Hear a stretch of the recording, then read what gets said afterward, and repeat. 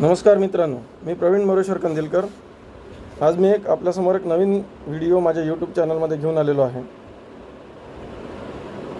टॉपिकचं नाव आहे operational amplifier as an inverting amplifier. Operational ॲम्प्लिफायरची लिनियर ॲप्लिकेशन आहे. यामध्ये बोर्डाच्या परीक्षेमध्ये आपल्याला काय विचारलं जाऊ शकते या संदर्भात मी आपल्याला सांगणार आहे. तर वेळ न दवडता आपण चालू करूया आपल्या या व्हिडिओला. आपण बघू शकता वहीवरती मी हेडिंग लिहिलं आहे, op amp as an inverting amplifier. बोर्डाच्या परीक्षेत याच्यावरती विचारले जाणारे प्रश्न पुढील प्रकारे असू शकतात. Question: explain the use of op amp as an inverting amplifier. याला आरमध्ये अशाही पद्धतीने विचारलं जाऊ शकते, derive the expression for voltage gain of op amp as an inverting amplifier. So op amp as an inverting ॲम्प्लिफायरची जी डायग्राम आहे मी आपल्यासमोर काढून दाखवतो आहे. आपल्याला माहिती आहे की IC 741 ही ऑपरेशनल ॲम्प्लिफायरची 8 पिनची इंटिग्रेटेड सर्किट आहे. ज्याच्यामध्ये पिन नंबर 2 हे इन्व्हर्टिंग इनपुट आहे, पिन नंबर 3 हे नॉन इन्व्हर्टिंग इनपुट आहे, पिन नंबर 6 जी आहे ती ग्राउंड आहे, पिन नंबर 6 जी आहे ती आउटपुट आहे, पिन नंबर 4 ही -VCC आहे, पिन नंबर 7 ही +VCC आहे. पिन नंबर 2 पासून पिन नंबर 6 पर्यंत आपण एक रेजिस्टन्स जोडतो आहे, त्याला म्हणतो आपण फीडबॅक रेजिस्टन्स. याला आपण RF या नावाने डिनोट करूया. तसेच इनपुट टर्मिनल जिथे आपल्याला व्होल्टेज द्यायचे आहे VI, तिथे आपण एक रेजिस्टन्स जोडतो आहे, त्याला आपण RI म्हणू, इनपुट रेजिस्टन्स. आपण बघू शकता. त्यानंतर या पॉईंटवर काही व्होल्टेज आपल्याला सापडते, त्याची व्हॅल्यू मी लिहितो आहे ते V1. तसेच हा जो पिन नंबर 3चा नॉन इन्व्हर्टिंग इनपुट टर्मिनल आहे याला मी ग्राउंडला कनेक्ट केलेला आहे, कारण ऑपरेशन ॲम्प्लिफायर इन्व्हर्टिंग मोडमध्ये ऑपरेट करायचं आहे. तर इथे जे व्होल्टेज आहे ते V2 आहे आणि V2ची व्हॅल्यू ऑब्व्हियसली ग्राउंडला कनेक्ट असल्यामुळे 0 आहे. इथे with respect to ground pin number 6 आणि ग्राउंडच्या मध्ये जे व्होल्टेज आपण मोजणार ते आहे VO, output voltage. Output voltage तथा आउटपुट व्होल्टेज आपण इनपुट व्होल्टेज म्हणजे व्होल्टेज गेनसाठी आपल्याला याच्यामध्ये एक्सप्रेशन काढायचं आहे. तर आता आपण बघू शकता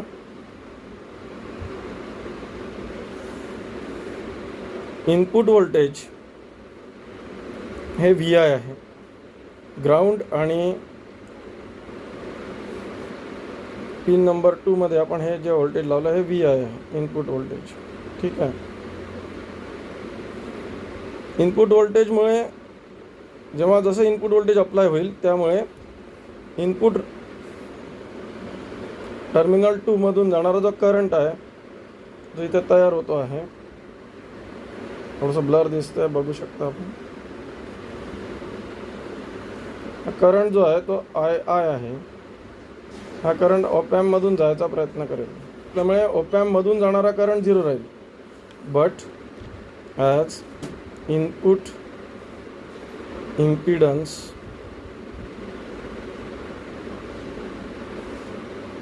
of op amp is infinite, hence current through op amp is 0. इथे आपण पहिले पॅरामीटर्स सेट करून घेऊ. इथे आपण लिहू VI बरोबर input voltage applied to inverting terminal.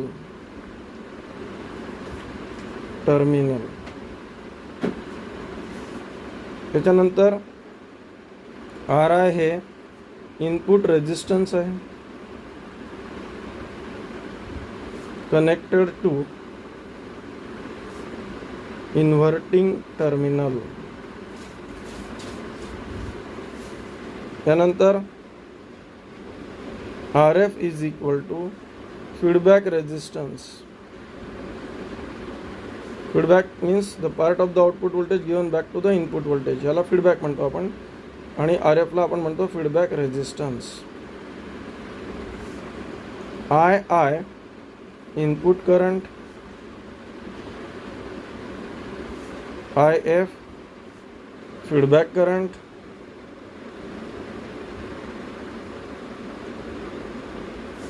VO output voltage,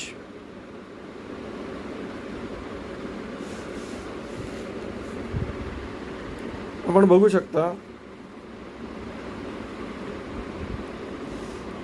तर मित्रांनो, आत्ताच आपण बघितलं की input impedance of op amp is infinite, hence current through op amp is 0. आता तुम्ही इथे बघा, हा जो आय करंट आहे जो इनपुट टर्मिनल 2 मधून ऑप एम्पमध्ये जायला प्रयत्न करतो आहे, त्याला इथे जाता येणार नाही कारण याचे इनपुट इम्पिडन्स ZIN किंवा ZI हे इन्फायनाईट आहे. त्यामुळे सगळा जो करंट आहे आय तो या फीडबॅक रेझिस्टन्समधून जाईल आणि तेव्हा त्याला आपण म्हणतो आहे IF. IF हा फीडबॅक करंट आहे. ठीक आहे. तर इथे आपण बघू शकता की जो सगळाच्या सगळा आय तो IF झालेला आहे. म्हणून आपण इथे लिहू शकतो की I is equal to input current is equal to feedback current. Why? Because input impedance of op amp is infinite. तर इथे जर आहे I is equal to IF आहे, याला मी इक्वेशन 1 म्हणतो. पण by Ohm's law, by Ohm's law, current is the ratio of voltage to resistance. Current, electric current is equal to voltage किंवा potential difference PD म्हणू आपण याला upon resistance. त्यामुळे आपण असं लिहू शकतो therefore I is equal to आपण लिहितो आहे. बघा मित्रांनो, डायग्राममध्ये पाहून आपण लिहितो आहे VI minus V1 upon RI. मला इक्वेशन 2 देतो मी. And feedback resistance IF is equal to आपण लिहू शकतो V1 मायनस V0 किंवा आउटपुट व्होल्टेज अपॉन RF. मला इक्वेशन 3 दिलं मी. आता तुम्ही इक्वेशन 2 आणि 3 मधून I आणि IF चे व्हॅल्यू ह्या इक्वेशन 1 मध्ये शिफ्ट करा, तर तुम्हाला काय मिळेल? Therefore we get equation 1 from 2 and 3 equation 1 becomes, आपण लिहू शकतो I ची व्हॅल्यू लिहू आपण VI minus V1 upon RI is equal to V1 minus VO upon RF. पण आता तुम्ही बघू शकता की इनपुट इम्पिडन्स जसं ऑप एम्पचं इन्फायनाईट असते, त्याचप्रमाणे open loop gain of op amp या इक्वेशनला मी नंबर देतो 4 समजा. इथे बघा, but open loop gain op एम्पचे जे आयडियल ऑप एम्पचे जे कॅरेक्टरिस्टिक्स आहेत त्याच्यावरून आपण लिहितो आहे open loop gain AV of op amp is again infinite. That is AV equal to AV ची व्हॅल्यू आहे output voltage upon V in किंवा VI is equal to infinity. It is possible only when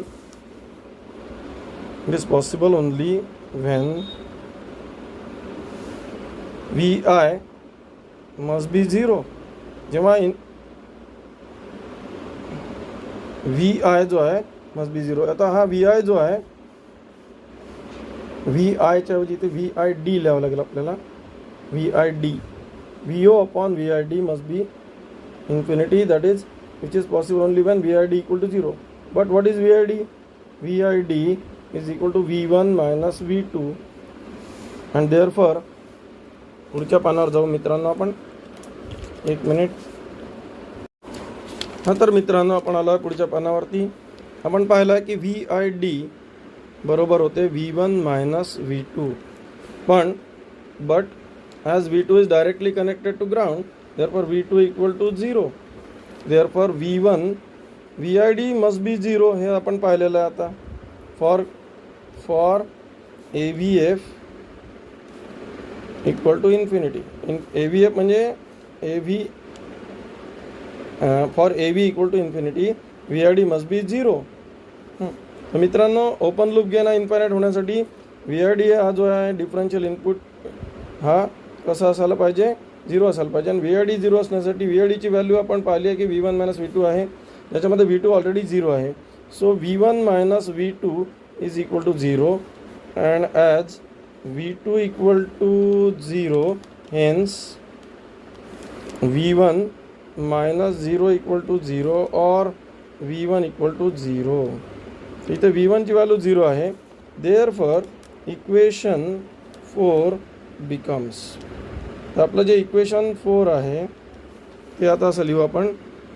VI - V1 होतं ते, तर VI - 0 upon RI is equal to 0 - VO upon RF और VI upon RI is equal to minus VO upon RF.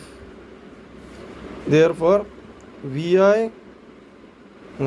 upon RF is equal to minus VI upon RI असे लिहिता येईल. और VO is equal to minus RF upon RI into VI असं लिहिता येईल. This is the expression for output voltage of an inverting amplifier. Equation number 5. Expression for